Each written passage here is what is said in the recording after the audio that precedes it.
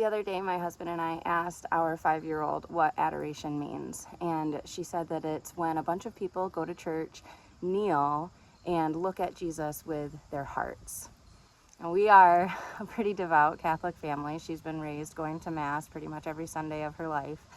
Sees her parents go to confession, sees her parents go to adoration, but I think what she also sees are people who have images of the Holy Family around their home. It amazes me that so many people equate Catholicism as being void of a personal relationship with Christ, when I think that Catholicism provides a source of a more personal relationship with Christ than could ever be dreamed of, because that relationship comes with his family, right? When you marry someone, you aren't marrying just them, you're marrying their family.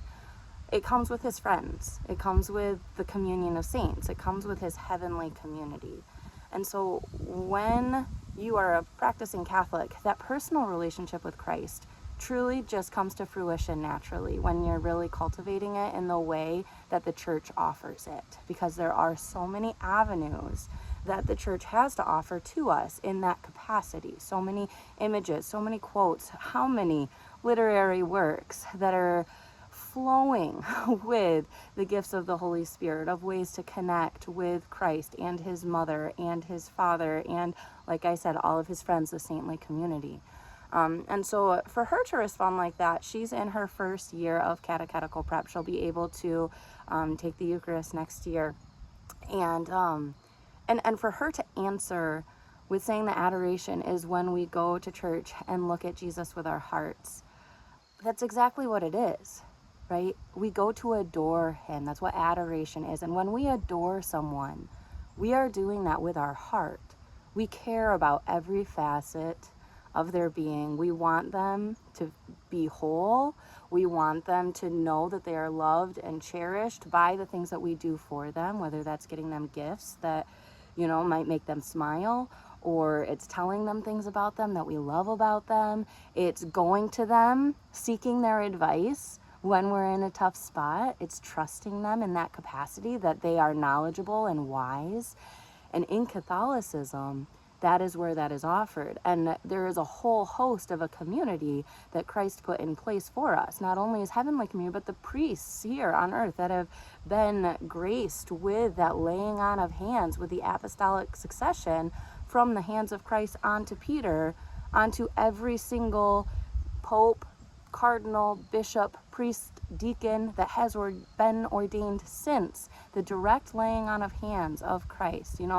It reminds me of that 6th degree of knowledge, where everyone in the world, everyone by 6 degrees. And so if I shake your hand, I'm introducing you to this whole 6th degree of people that you've never met, but indirectly you are shaking their hand because you're shaking mine, right?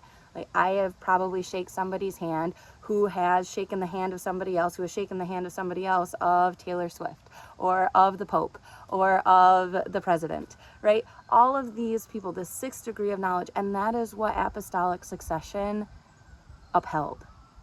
That handshake from Christ to say, I am shaking your hand, you are going to shake the next hand, and it's been preserved. So through the Catholic faith, we have that direct access to this lineage of people that has had direct contact with Christ. And I think that when we talk about adoring him, when we talk about what that looks like in Catholicism, to include his family in that, to say his mother is an essential figure. I am an essential figure in my daughter's life. My husband's mother is an essential figure in his life. And it's out of that respect and almost fiduciary accountability or obligation, whatever you may call it, we do have a duty to respect the parents of Christ, because it is who raised him. It's who he would not be who he is today without the parents that he had, just like none of us would be who we are today without our family of origin, which unfortunately for us comes with a bit of trauma, as we've all kind of discovered.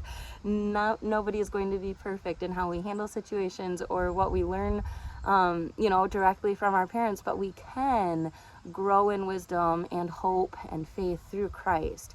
And that's all that I hope to instill to my children, and from the sounds of the answer that Evelyn offered to us, as Adoration means we go to church and we look at Jesus with our heart. And that means she understands. She gets it. Because she knows the difference between our heart and our mind, of our knowledge and our love and our charity for others. And so if she is able to grasp that at 5 years old, and she can remind me of a fundamental truth about our faith that, little does she know, carries such a substantial depth. Something that she probably doesn't quite understand yet, right? But the heart of it is there. And that's all that Christ asks us to show up with, is our heart, an openness of heart. And so I want to encourage you to do that today. Just seek him, look at him with your heart, go adore him, seek how it is that he can serve in your life today, how he can see your heart, and allow him to just work in it in whatever way that he deems fit for today. God bless you. Thanks for tuning in. I'll talk to you again soon. Bye.